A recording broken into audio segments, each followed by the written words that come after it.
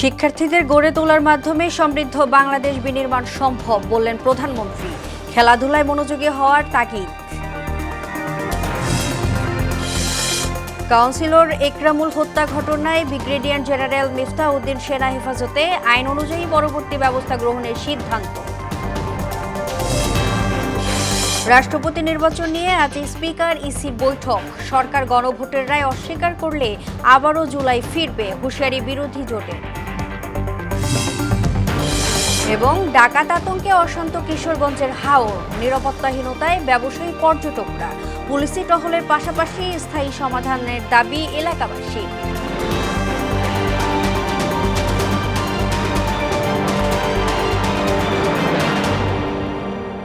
আসসালামু আলাইকুম, স্বাগত মোহনার সংবাদে। এতক্ষণ শুনছিলেন শিরোনাম, পুরো সংবাদের সঙ্গে আছি আমি তাজরিন নাহার মুক্তি।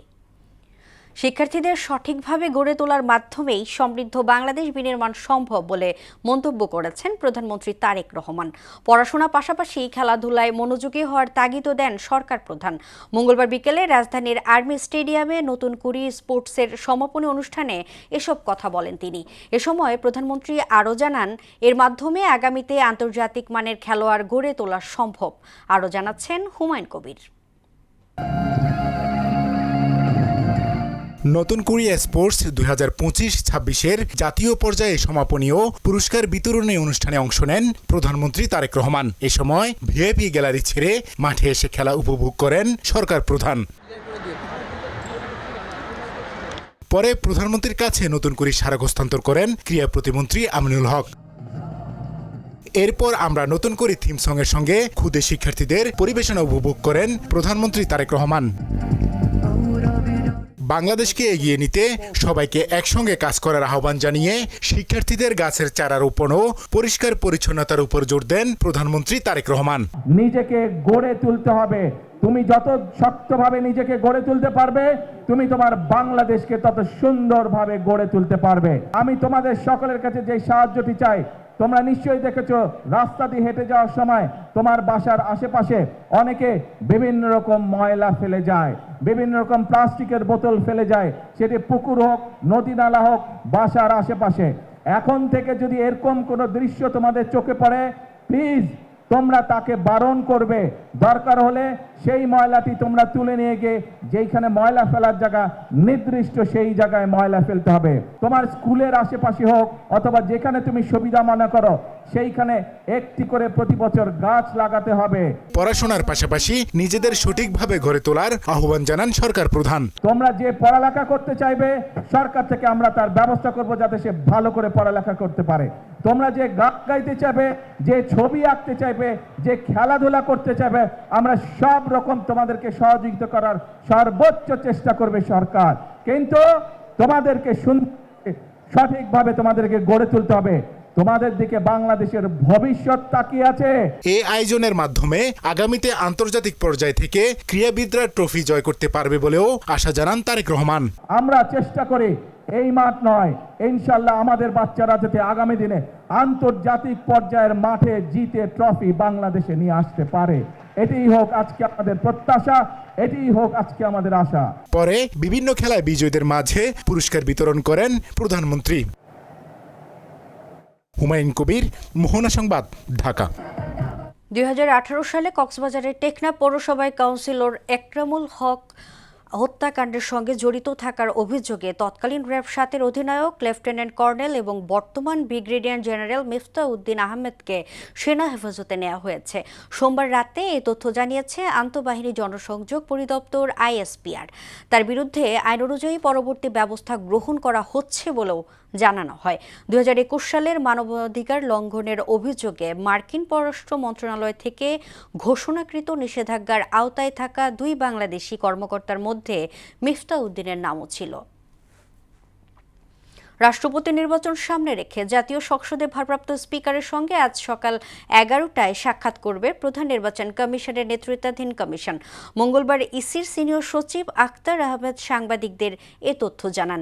সংসদ সচিবকে পাঠানো ইসি সচিবের এক চিঠিতে জানানো হয়, রাষ্ট্রপতি নির্বাচন আইন 1991-এর 5 ধারার বিধান অনুযায়ী তফসিল ঘোষণার পূর্বে স্পিকারের সঙ্গে আলোচনা করার বাধ্যবাধকতা রয়েছে। সবকিছু ঠিক থাকলে আসন্ন রাষ্ট্রপতি সভাপতি নির্বাচন 2026-এর আনুষ্ঠানিক তফসিল ও সার্বিক প্রস্তুতি নিয়ে এই বৈঠকে চূড়ান্ত রূপরেখা তৈরি হবে। আগামীকাল সকাল 11টার সময় নির্বাচন কমিশন মহামান্য রাষ্ট্রপতির নির্বাচনের বিষয়ে আলোচনা করার জন্য মাননীয় স্পিকার মহোদয়ের সাথে সাক্ষাৎ করবেন।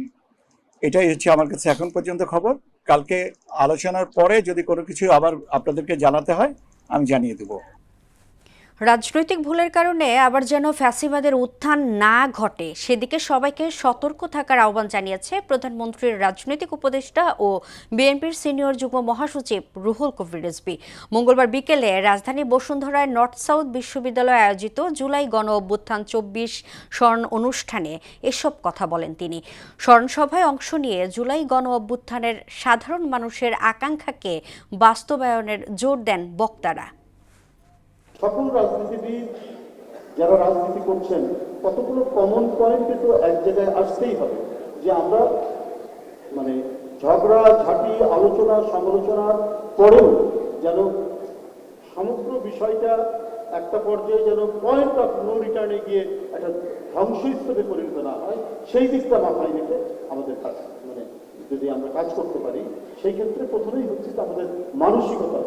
ইতিহাস যদি রাজনৈতিক সুবিধাবাদ প্রচার কিংবা সাময়িক ক্ষমতার স্বার্থে ব্যবহৃত হয় তবে তা হয়তো ক্ষণিকের আবেগ সৃষ্টি করতে পারে, কিন্তু দীর্ঘমেয়াদে জাতীয় ঐক্যবদ্ধ কিংবা সুস্থ রাজনৈতিক সংস্কৃতি গড়ে তুলতে পারে না। গণভোটের রায় অস্বীকার করলে দেশের আবারও জুলাই ফিরে আসবে বলে হুঁশিয়ারি দিয়েছেন জামাতে ইসলামী সেক্রেটারি জেনারেল মিয়া গোলাম পরোয়ার। মঙ্গলবার জাতীয় প্রেস ক্লাবে ন্যাশনাল ডক্টরস ফোরাম আয়োজিত জুলাই গণ অভ্যুত্থানের স্বাস্থ্য খাতে অবদান ও ভবিষ্যৎ করণীয় শীর্ষক সেমিনারে তিনি এ কথা বলেন। জুলাই সনদের গুরুত্ব উল্লেখ করে মিয়া গোলাম পরোয়ার বলেন, রক্তাক্ত বিপ্লবের পরও সংসদে জুলাই সনদের বাস্তবায়ন নিয়ে কথা বলতে হচ্ছে, যা জাতির জন্য লজ্জাজনক। ক্ষমতা ধরে রাখতে বর্তমান প্রধানমন্ত্রীও জুলাই সনদ এড়িয়ে যাচ্ছেন। গণভোট নিয়ে সরকারের বিরুদ্ধে দ্বিচারিতার অভিযোগ তোলেন জামাতের এই নেতা। প্রধানমন্ত্রী তারেক রহমান সাহেব তিনিও তো গণভোটে হা ভোট দিতে বলেছিলেন, কি বলেছিলেন না? বলেছিলেন। তা আপনি নিজে ভোট দিলেন হাতে, এখন নিজের দেওয়া ভোটকে আপনি অস্বীকার করবেন, ইগনোর করবেন? জুলাই সনদকে বাইপাস করে এটা রাষ্ট্র কাঠামোর ফ্যাসিবাদী চরিত্র কখনো দূর হবে না। এরকম সংবিধানে যারাই নির্বাচনে ক্ষমতায় আসবে তারাই আর একটা হাসিনা হয়ে ফ্যাসিবাদের জন্ম। ফ্যাসিস্ট আওয়ামী লীগ শাসনামলে বিএনপি সহ তাদের জোট সঙ্গীরা রাষ্ট্র সংস্কারের দাবি তুললেও সরকার গঠনের পর তা ভুলে গেছে বলে মন্তব্য করেছেন জাতীয় নাগরিক পার্টির সদস্য সজীব আক্তার হোসেন। আর দলের মুখ্য সংগঠক হাসনাত আবদুল্লাহ বলেন, শেখ হাসিনা ফিরবে এই আশায় তাদের নেতাকর্মীরা রাস্তায় নামলে গণপিটুনির শিকার হবে। সোমবার রাতে মেহেরপুরের গাইনি বাস স্ট্যান্ডে জাতীয় নাগরিক পার্টির পদযাত্রা ও পথসভায় এসব কথা বলেন তারা। দেখা যাবে ওখান থেকে বলবে আসবে, বললে নেতা কর্মীদেরকে মাঝে মাঝে বের হবে, ওদেরকে জনগণ ঠেঙাবে, ঠেঙাইয়ে জেলে দিবে। সকল রাজনৈতিক দল তারা বাংলাদেশের সংস্কার চেয়েছিল, সংস্কারের পক্ষে অবস্থান নিয়েছিল। দুর্ভাগ্যের বিষয়, আজ বাংলাদেশে নতুন একটা পরিস্থিতি, নতুন করে ভোট হয়েছে, কিন্তু ভোট হওয়ার পরে বিএনপি এবং তাদের শরিক দল গণ অধিকার গণসংহতি বিএনপি তারা আর বাংলাদেশের সংস্কার চায় না। রাজধানীর মগবাজারের আদ্দিন মেডিকেল কলেজ হাসপাতালের লাইসেন্স বাতিলের আদেশ প্রত্যাহার করেছে সরকার। রোববার স্বাস্থ্যসেবা বিভাগের সচিব কামরুজ্জামান চৌধুরী স্বাক্ষরিত এক প্রজ্ঞাপনে বিষয়টি জানানো হয়। প্রজ্ঞাপনে 3টি শর্ত প্রদান করে বলা হয়েছে, 1982 সালের আইনের বিধান অনুযায়ী হাসপাতাল পরিচালনা করতে হবে। একই সঙ্গে লাইসেন্সের শর্ত অনুযায়ী দ্রুত চিকিৎসক ও নার্স নিয়োগ সম্পন্ন করতে হবে। প্রজ্ঞাপনে আরও বলা হয়, নির্ধারিত শর্ত পালনে ব্যর্থ হলে সরকার বা কর্তৃপক্ষ আইনানুগ ব্যবস্থা গ্রহণ করবে। এর আগে গেল 19 জুলাই স্বাস্থ্য অধিদপ্তর হাসপাতালটির লাইসেন্স বাতিলের নির্দেশ জারি করেছিল। শান্ত নদী আর পর্যটনের অপরূপ সৌন্দর্যের লীলাভূমি হিসেবে পরিচালিত কিশোরগঞ্জের হাওর অঞ্চলে এখন ভর করেছে ডাকাত আতঙ্ক। একের পর এক নৌকা ডাকাতির ঘটনায় নিরাপত্তাহীনতায় ভুগছেন স্থানীয় বাসিন্দা, ব্যবসায়ী ও পর্যটকরা। পরিস্থিতি নিয়ন্ত্রণে পুলিশি টহল বাড়িয়েছে প্রশাসন, তবে সামরিক টহল নয় বরং নদীপথে স্থায়ী নিরাপত্তা ব্যবস্থার দাবি হাওরবাসীর। ওমর সিদ্দিক রবিনের তথ্যচিত্রে আরও জানাচ্ছেন মিশেল বিনতে আনোয়ার। শান্ত নদী পথের জন্য সুনাম রয়েছে কিশোরগঞ্জের হাওর অঞ্চলে, কিন্তু ডাকাতদের দৌরাত্ম্য বাড়ায় সেই অঞ্চলটি এখন হয়ে উঠেছে আতঙ্কের আরেক নাম। কয়েকদিনের ব্যবধানে করিমগঞ্জ, মিঠামইন ও ইটনার বিভিন্ন জলপথে একের পর এক নৌ ডাকাতির ঘটনায় চরম নিরাপত্তাহীনতায় দিন কাটাচ্ছেন হাওরবাসী। ৭ জুলাই রাতে ১৫ দিনের শিশুর মরদেহ নিয়ে বাড়ি ফেরার পথে করিমগঞ্জের নোয়াগাঁওয়ে ডাকাতির শিকার হন স্বজনরা। দেশীয় অস্ত্রের মুখে জিম্মি করে লুট করা হয় নগদ টাকা, মোবাইল ফোন, এমনকি নৌকা সোলার ব্যাটারিও। আমাদের ডাকাইতে আক্রমণ করার পরে আমরা অনেক অনুরোধ করছি তাদেরকে, অনুরোধ আমাদের মানে নাই। ৬ জন লোক ছিল, ওইটাই আমাদের টাকা পয়সা, মোবাইল টোবাইল নিয়ে গেছে, সৌর বিদ্যুতের ব্যাটারি ছিল নিয়ে গেছে। এই ঘটনার একদিন পরই মিঠামইনে গরু ও হাঁস ব্যবসায়ীদের মারধর করে লুট করা হয় নগদ টাকা ও মোবাইল। আমরা ৫-৫টা বাড়ি দিচ্ছি, দেওয়ার সাথে সাথে আমার কোটি কাটিয়ে টাকা লয়ে গেছে। প্রশাসনের দৃষ্টি আকর্ষণ করে বলছি যে আপনারা যদি এই নৌকাগুলা নজরে রাখেন। বিষয়টি জেলা আইন শৃঙ্খলা কমিটির মাসিক সভায় উঠলে হাওর অঞ্চলে ডাকাতি দমনে পুলিশকে আরও কঠোর হওয়ার নির্দেশ দেন বস্ত্র ও পাট প্রতিমন্ত্রী। চুরি যারা করে, ডাকাতি যারা করে লিস্ট আছে, ও প্রিভিয়াস রেকর্ড দিয়ে তাদেরকে ধরে। আপনি অ্যাওয়ারনেস তৈরি করে, আপনি পান না 3 দিন অভিযান করেন, ওই এলাকা ছেড়ে চলে যাবে, ডাকাতি তো দূরের কথা। এদিকে পরিস্থিতি নিয়ন্ত্রণে 3টি কন্ট্রোল রুম স্থাপন ও বিশেষ টহল জোরদারের কথা জানিয়েছেন জেলা পুলিশ।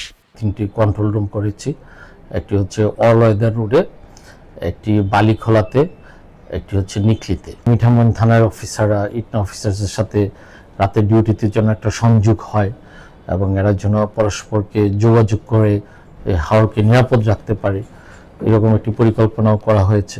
সাময়িক টহল নয় বরং নদীপথে স্থায়ী নিরাপত্তা ব্যবস্থার দাবি জানিয়েছে হাওরবাসী। মিশেল বিনতে আনোয়ার, মোহনা সংবাদ। মৌলভীবাজারের বন্যার পানি নামতে শুরু করলেও কমেনি ভোগান্তি। সাম্প্রতিক বন্যায় ক্ষতিগ্রস্ত হয়েছে জেলার বিভিন্ন সড়ক ও সেতু কালভার্ট। ভাঙা রাস্তাঘাট, কাদা এবং চলাচলের অনুপযোগী যোগাযোগ ব্যবস্থায় বেড়েছে মানুষের দুর্ভোগ। ব্যাহত হচ্ছে স্বাভাবিক জীবনযাত্রা। বিকাশ দাসের তথ্যচিত্রে তাসিন তাইনের প্রতিবেদন। অতি ভারী ও পাহাড়ি ঢলে সৃষ্ট বন্যার পানি কমতে শুরু করেছে মৌলভীবাজারে। পানি কমার সঙ্গে সঙ্গে দৃশ্যমান হচ্ছে ক্ষয়ক্ষতির চিত্র।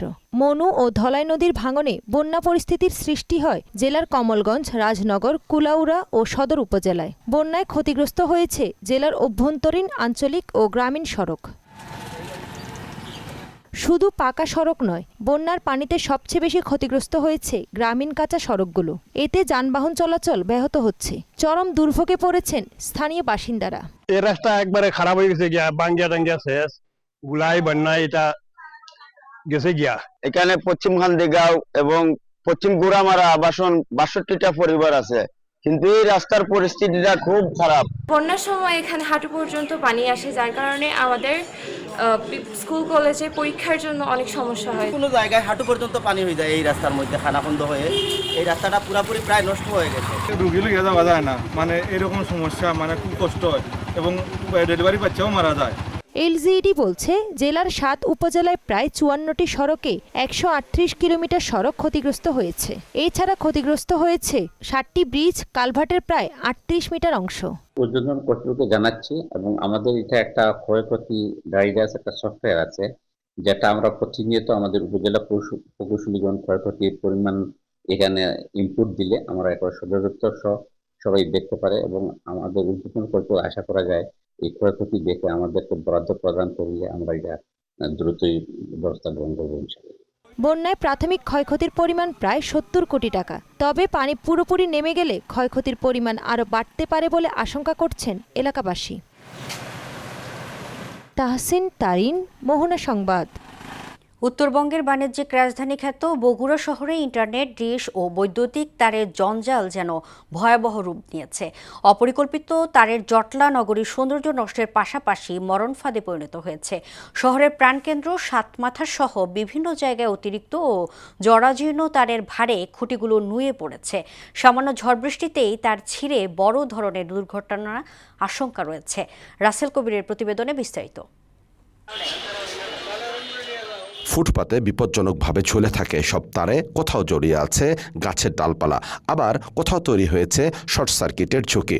বর্ষা কিংবা ঝড়ো বাতাসে এই সংখ্যা বাড়ে কয়েক গুণ, যা সাধারণ পথচারী ও নগরবাসীর জন্য প্রতিনিয়ত বয়ে আনছে বড় দুর্ঘটনা। বাচ্চাদেরকে নিয়ে বগুড়া শহরের যে কোনো জায়গায় পথ চলতে যায়, তখন দেখি রাস্তাঘাটে এমন জটলাভাবে তারগুলো আছে এবং যে কোনো মুহূর্তে আমাদের গায়ে ওটা পড়তে পারে। এগুলি তার ছিঁড়ে রাস্তার মধ্যে যানজট সৃষ্টি করে, অনেকে আবার দুর্ঘটনায় পড়ে।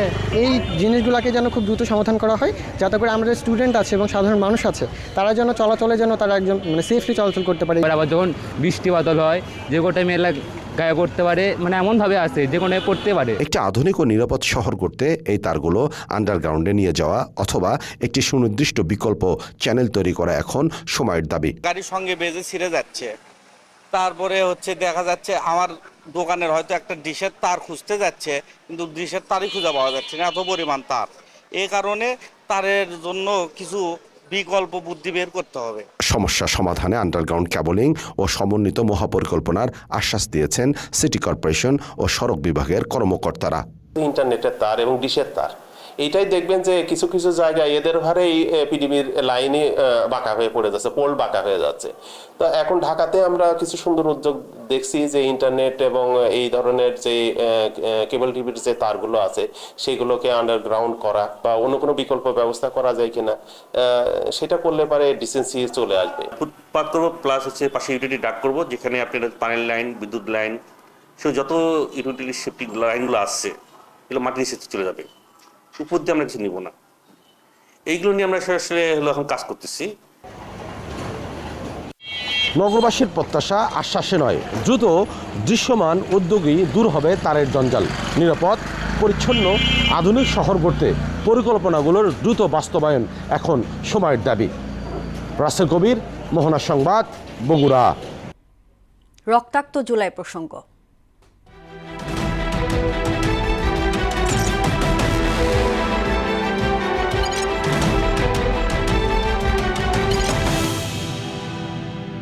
চব্বিশের গণ অভ্যুত্থানে ২৮ জুলাই ছিল এক চরম নাটকীয় ও থমথমে দিন।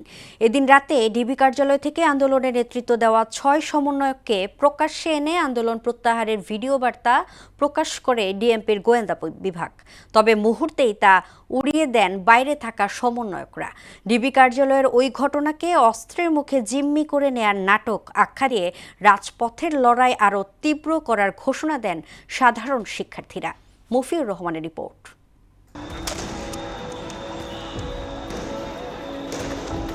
২০২৪ সালের ২৮ জুলাই চারদিকে থমথমে পরিস্থিতি, মোড়ে মোড়ে সাঁঝ আজানের টহল আর অঘোষিত অবরুদ্ধ পরিবেশ।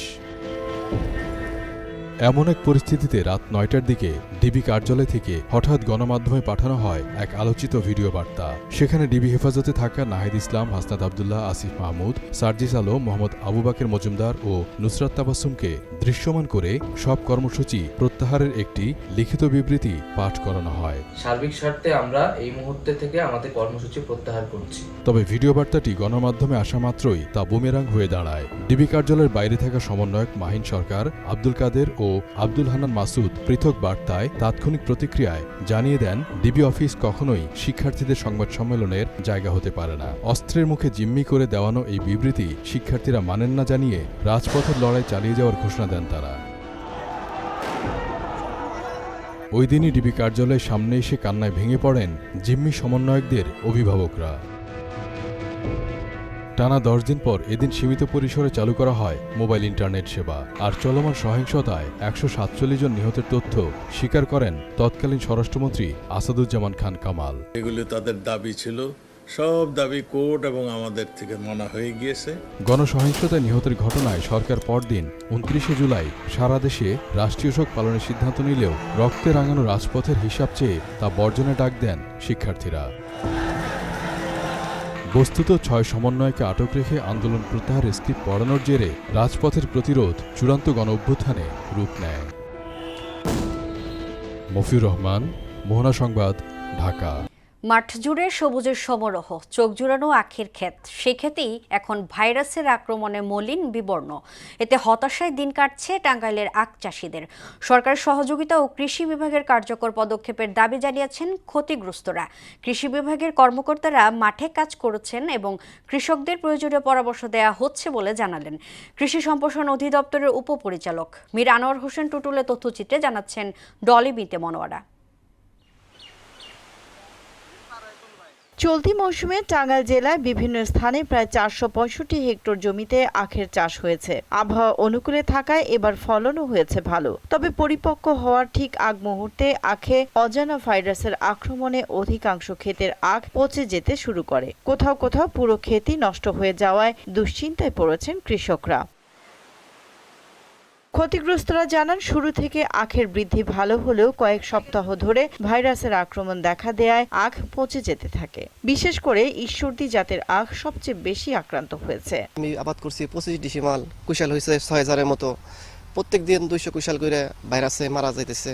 ঈশ্বরদী জাতের যে আখগুলা ছিল সেই আখগুলা কিন্তু একটা আখও কোথাও মানে নাই যে এখানে ভালো আছে। এ বিষয়ে কৃষি বিভাগকে জানালেও কার্যকর কোনো সমাধান মেলেনি। দ্রুত ক্ষয়ক্ষতি নিরূপণ করে আর্থিক সহায়তার পাশাপাশি ভাইরাস নিয়ন্ত্রণে কার্যকর ব্যবস্থা গ্রহণের দাবি জানান তারা। শ্রাবণ আষাঢ় মাসেই নেমে যায়, মানে এই কুশালটার মধ্যে প্রচুর ভাইরাস, মানে 1 টাকাও বিক্রি করতে পারবো না। সরকারি অনুদান নাই, সার বিষ যে পরিমাণ দাম তাতে না আবাদ করা এখন আমাদের পক্ষে অনেক কষ্টকর হয়ে যেতেছে। কিছু যদি আমরা সরকার থেকে সহযোগিতা হইতাম, আমার মনে হয় যে কৃষক একটু আমরা লাভবান হইতে পারতাম। ক্ষতি পুষিয়ে নিতে প্রণোদনার পাশাপাশি কৃষি বিভাগের কর্মকর্তারা মাঠে কাজ করছেন এবং কৃষকদের প্রয়োজনীয় পরামর্শ দেওয়া হচ্ছে বলে জানালেন কৃষি সম্প্রসারণ অধিদপ্তরের উপপরিচালক। আমরা সরকারিভাবে এই বছর আছে কিছু প্রণোদনা দিই। আমরা যদি এটা সরকারিভাবে এই প্রণোদনার কার্যক্রমগুলো নিয়মিত অব্যাহত রাখি, তো আশা করি যে ভালো জাতগুলো কৃষকের মধ্যে যাবে এবং পুরাতন জাতগুলোকে রোগ বালার যে সিমটম দেখা যায় সেগুলো থেকে তারা ভালো ফলন পেতে সরকারের কাছে সহায়তা মিলবে এমন প্রত্যাশাতেই প্রহর গুনছেন ক্ষতিগ্রস্ত কৃষকরা। ডলি বিনতে মনোয়ারা, মোহনা সংবাদ। এবার সারা দেশে অনুষ্ঠিত সভা সমাবেশ নিয়ে প্রতিনিধিদের পাঠানো তথ্যচিত্রে দেখুন ডেস্ক রিপোর্ট। 2025-26 অর্থবছরের গ্রামীণ অবকাঠামো সংস্কার ও রক্ষণাবেক্ষণ কর্মসূচির আওতায় ফেনী সদর উপজেলার বিভিন্ন প্রকল্পে 2.5 কোটি টাকার চেক বিতরণ করা হয়েছে। চাঁপাইনবাবগঞ্জ সীমান্তের বেকার যুবকদের মাসব্যাপী মোবাইল সার্ভিসিং কোর্সের উদ্বোধন করা হয়েছে। বাংলাদেশ পুলিশ এবং ইউএনএফপি এর যৌথ উদ্যোগে পরিচালিত প্রিভেইল প্রকল্পের আওতায় সিরাজগঞ্জের সলঙ্গার রামকৃষ্ণপুরে কমিউনিটি পর্যায়ে সচেতনতামূলক সভা অনুষ্ঠিত হয়েছে। বান্দরবানে গ্রাউস ও ওয়ার্ল্ড ভিশনের উদ্যোগে বন্যায় ক্ষতিগ্রস্ত 114 পরিবারের মাঝে নগদ অর্থ ও স্বাস্থ্য সুরক্ষা সামগ্রী বিতরণ করা হয়েছে।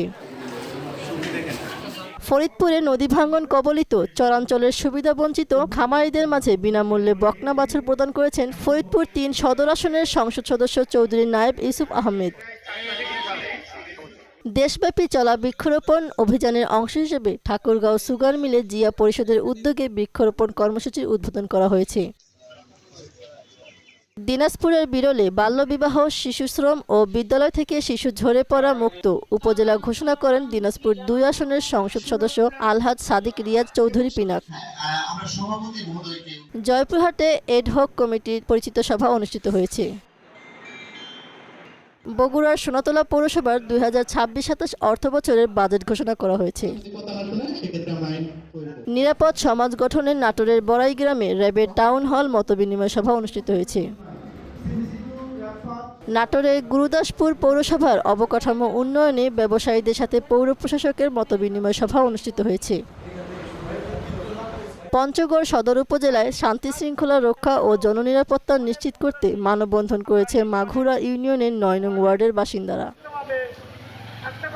সাতক্ষীরায় সাংবাদিকদের সাথে খুলনা রেঞ্জের ডিআইজির মতবিনিময় সভা অনুষ্ঠিত হয়েছে। মাহমুদা আক্তার, মোহনা সংবাদ। আন্তর্জাতিক প্রসঙ্গ। ভারতের সীমান্ত ঘেঁষা বিমান ঘাঁটিগুলোতে অন্তত শক্তিশালী 11টি জে 20 মাইটি ড্রাগন স্টেলথ যুদ্ধবিমান মোতায়েন করেছে চীন।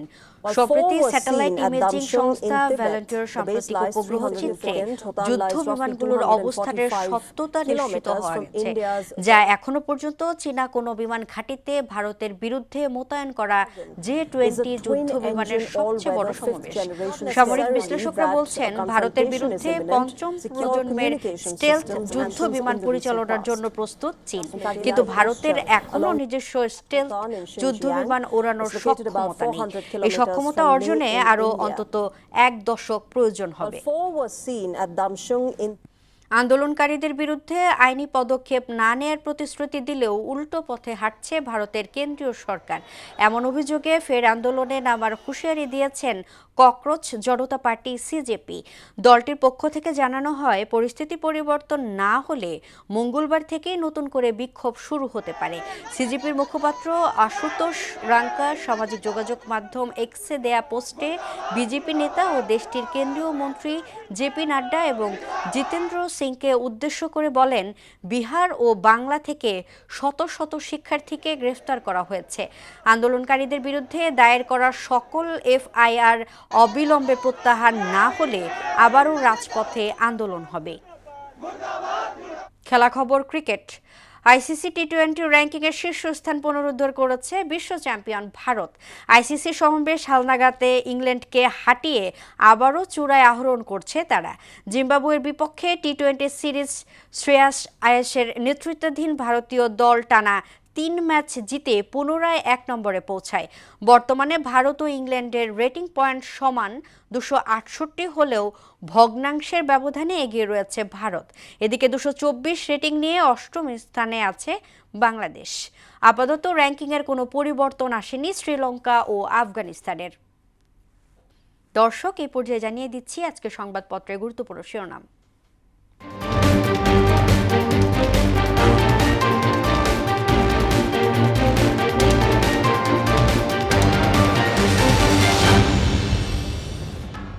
দর্শক, প্রথমে আমার হাতে আছে প্রথম আলো। প্রথম আলো শিরোনাম করেছে, শিল্পে গ্যাস সংযোগ আপাতত বন্ধ। মানবতা বিরোধী অপরাধ শাপলা চত্বরে মামলায় হাসিনা সহ 41 জনের বিরুদ্ধে অভিযোগ। শিশুদের দিকেই তাকিয়ে রয়েছে বাংলাদেশ। দৈনিক ইত্তেফাক শিরোনাম করেছে, জ্বালানি নিয়ে শিল্প খাতের সংকট আরও গভীর হচ্ছে। নতুন করে স্পোর্টসের সমাপনীতে ক্ষুদে ক্রীড়াবিদদের প্রতি প্রধানমন্ত্রী বলেন, তোমাদের দিকে তাকিয়ে রয়েছে বাংলাদেশ। 32 যুগ্ম সচিবকে বাধ্যতামূলক অবসরে পাঠালো সরকার। সমকাল শিরোনাম করেছে, তৃতীয় টার্মিনাল পরিচালনায় মার্কিন প্রতিষ্ঠানের আগ্রহ। গ্যাসের সরবরাহ কমছেই বন্ধের মুখে বহু কারখানা। শিশুরা যে ক্ষেত্রে বিকশিত হতে চায় সরকার সহযোগিতা দিবে। বাংলাদেশ প্রতিদিন শিরোনাম করেছে, সরকারের সাহসী সিদ্ধান্ত, দরকার প্রশাসন ঢেলে সাজানোর। নতুন করিতে নতুন সম্ভাবনা, তালিকায় 363 মাদক সম্রাট। যুগান্তর শিরোনাম করেছে, ঢাকার আদালত পাড়ায় চাঞ্চল্যকর জাল জালিয়াতি, টাকায় মেলে বিচারকের স্বাক্ষর। দুর্ভোগের জন্য দুঃখ প্রকাশ, গ্যাস সংকট কাটতে 15 দিন লাগতে পারে। শিশু কিশোরদের প্রধানমন্ত্রী মন দিয়ে পড়ো, মন দিয়ে খেলো বলেছেন। এবং আমার দেশ শিরোনাম করেছে, শাপলা গণহত্যায় হাসিনা সহ 31 জনের বিরুদ্ধে পরোয়ানা। কাউন্সিলর একরাম হত্যায় ব্রিজেনারেল মিফতাহ সেনা হেফাজতে। রেপ বিলুপ্তির চিন্তা, বিচার চলবে অপরাধের। দর্শক, এই ছিল সংবাদপত্রের গুরুত্বপূর্ণ শিরোনাম। শেষ করব মোহনা সংবাদ, যাওয়ার আগে শিরোনামগুলো দেখে নিচ্ছি আরও একবার।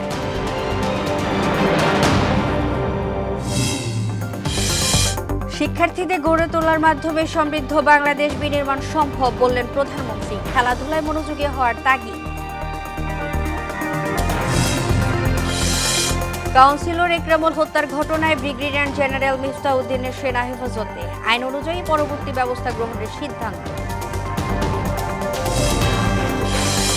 রাষ্ট্রপতি নির্বাচন নিয়ে আজ স্পিকার ইসি বৈঠক। সরকার গণভোটের রায় অস্বীকার করলে আবারও জুলাই ফিরবে, হুঁশিয়ারি বিরোধী জোটের। এবং ডাকাত আতঙ্কে অশান্ত কিশোরগঞ্জের হাওর। নিরাপত্তাহীনতায় ব্যবসায়ী পর্যটকরা, পুলিশি টহলের পাশাপাশি স্থায়ী সমাধানের দাবি এলাকাবাসী। এ ছিল মোহনা সংবাদে। পরবর্তী সংবাদ দুপুর 1টায়। এর আগে বেলা 11টায় দেখবেন সংবাদ এক নজরে। মোহনার সবশেষ খবর জানতে ভিজিট করুন www.mohana.tv। সংবাদ দেখতে পারেন ফেসবুক ও ইউটিউবে। এতক্ষণ সঙ্গে থাকার জন্য ধন্যবাদ।